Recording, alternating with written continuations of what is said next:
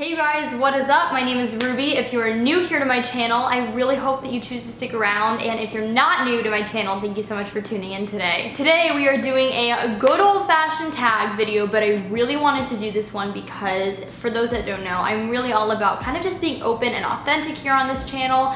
I definitely am not one to kind of shy away from the camera and one to not share my true thoughts about things. So this tag in particular really intrigued me, and I've been wanting to film it for a while. It just took me a second to kind of collect all of my thoughts. But today we are going to be doing the Truthful YouTuber tag. I saw Samantha Ravndal do this a couple months ago, and I love the questions, and I thought, you know what, I love her honesty. I want to do the same thing. I want to film the video even though I wasn't tagged, but I thought, why not do it anyways? And as always, it is super hot here in the city. What was once second day waves is slowly but surely just falling completely flat. So apologies in advance for this appearance. Without further ado, I'm just gonna get into the questions and let's get truthful. Question number one, have you ever received a product, tried it, didn't like it, and then decided not to review it? Yes. Even though I am a smaller YouTuber, I still get approached by companies every once in a while asking me to take a look at their products and review it, and I'm always very straightforward with them, and I say,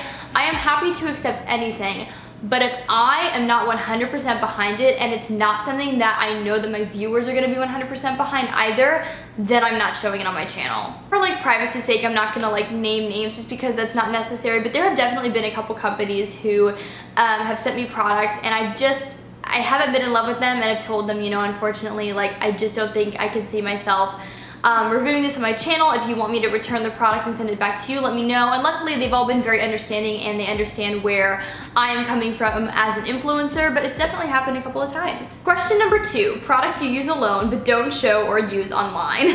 Okay, so since we are getting very truthful and honest, I guess I will talk about this. I wrote it down, but I was like, do I really want to share this? But I will. So a product that I definitely have to use time to time, I guess I could call this more of not a beauty product by any means, but I guess it's just more of a health product. Because I am a dancer, and not only that, but I work on my feet in a full-time retail job 40 hours a week, I am prone to getting really tiny plantar warts on my feet, which I know, not cute. They're usually just in between my toes, so nobody can see them, but I can feel them, and they are so painful. So I definitely am an avid user of the wart remover band-aids. It's so gross, but that is definitely something that I use in my everyday life. I just will never show it on camera because that is not very glamorous. What is a product you want but you won't buy because you don't support the brand? Again, I'm just gonna be totally honest. At this point in time, I don't even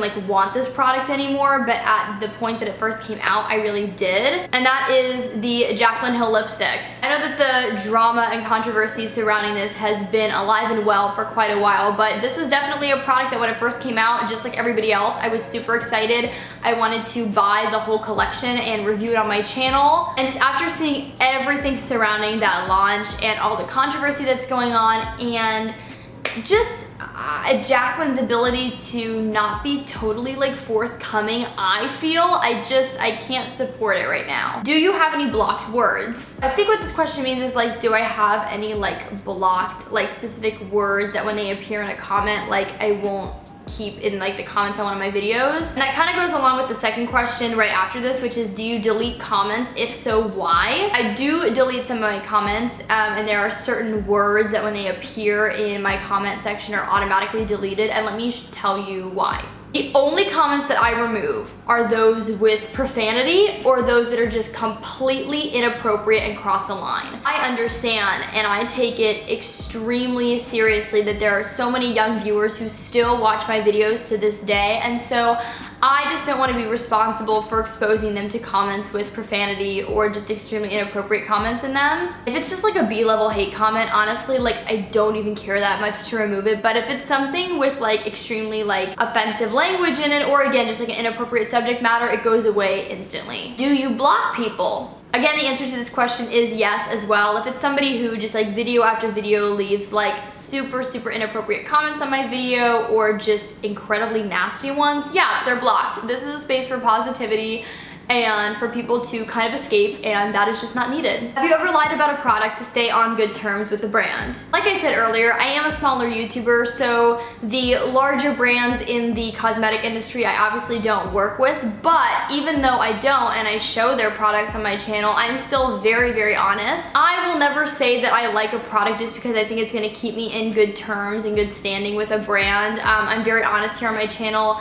I don't want you guys wasting your money on a product that isn't worth it. So that is all I will say to that. But luckily, the majority of the products that I have in my collection I am a big fan of. Have you ever initially liked a product when you reviewed it and then changed your mind but didn't let your audience know? I don't think I have, and on the rare chance that I have, it's probably just because I kind of like forgot and it wasn't like intentional. If I initially start off loving a product and then I change my mind, I usually always let you guys know, whether that's in an Instagram post, or not an Instagram post, like a clip on my Instagram story or in a YouTube video. Again, I try and always be like as transparent and honest with you guys about everything. Who is an influencer that you don't trust? So again, I don't like to name names, but I kind of changed this question and I made it like, who is a brand that you don't necessarily trust? I'm gonna be totally honest. The websites such as like Shein and Romwe, I have never ordered from online, and I will never order from online. Something about like how ridiculously cheap their clothing is, and just like how many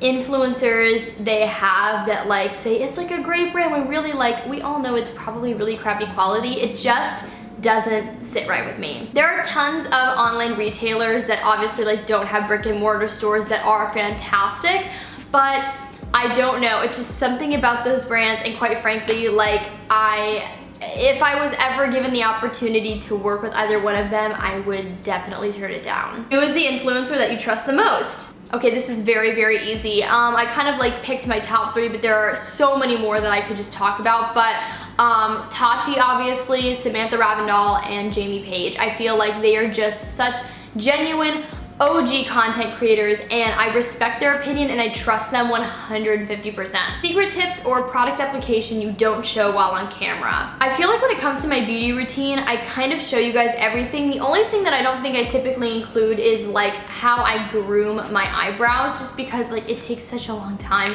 And quite frankly, I don't think you guys want to sit through that, but I'll share with you guys what I do to like groom my eyebrows. It's not really a secret that I want to keep, but I just basically use one of the tiny little face razors, and I'll clean up in between my brows and on top and on bottom, and then I go in with a little spoolie, brush up all my brow hairs, and trim them to be all one length with a little pair of like brow scissors. That's it. It's easy. Have you ever showed one product but were actually using another? I don't think so. The only thing that I might have done in like a makeup tutorial in the past was maybe while editing, I've accidentally like, I've shown one product but called it another, because sometimes, you know, when you're editing at 3:30 in the morning, you start to lose brain cells. Have you ever not disclosed a sponsorship? No, again, I'm always very transparent with you guys when I am sent products for free or a brand is sponsoring a certain video. Again, I just want you guys to be able to trust me 150%. So no, I will always tell you guys when I am working with a brand. Have you ever had a bad interaction with a brand? Yes, and it's only been one time. Again, I'm not going to like name names, but essentially what happened was there was a brand that wanted to work with me, and they basically wrote up the entire script of what I was supposed to say for the whole video. Like, there was no room for me to put in like my personal thoughts. It was all literally a script. And I just said to them, like, quite frankly, if I read this, my viewers are going to know that this is a script that you gave me and it's not genuinely how I would say something. So unless there's some wiggle room for me to kind of like create my own script, send it back to you guys to make sure that it's great, like unless you're willing to kind of do that with me, then I'm sorry, like it's just not gonna work out. But other than that, for the most part, brands have always been super, super wonderful to work with. Anytime I've worked with a brand, they've always really valued my input, and it's been a really, really amazing process. Have you ever bandwagoned with other people about a particular product? I mean, there are definitely products that like I bought initially because like everybody and their mother was talking about it, but I've never, like, once again, I've never lied about my opinion about a product. So I mean, there have been products where like everybody's jumping on the bandwagon, and so like I've bought it and then I've just thought this doesn't really live up to the hype, and I always share that. And finally, the last question, things other creators do that get on your nerves. I think just in general, and I'm gonna kind of get into this in another video soon, but there is a lot of dishonesty in general in the community right now. I just feel like it's really hard to believe certain content creators. It's really hard to like know when they really are being genuine. And then the other thing that kind of like gets on my nerves, I guess, is I feel like sometimes, especially in the beauty community, everybody starts to create the same content. And I hope one of the things that sets my channel apart is that I really try not to. I try to be as authentic as possible and create the content that I want to see, which is why my channel isn't strictly beauty anymore. But there you guys have it. That completes all of the questions in the Truthful YouTuber tag. I think, did I get them all? Yeah, I got them all. If you did enjoy this video, please be sure to give it a big thumbs up. Tell me if you'd like to see more of me here on this channel. Please subscribe, help me grow the Ruby Rocks the World family. It would mean the absolute world to me. Follow me on all my social media networks. Links are always in the down bar below. I hope you guys are having an awesome day, night, afternoon, whenever you all are watching this video, and I will talk to you guys in my next one, okay? Bye, everybody.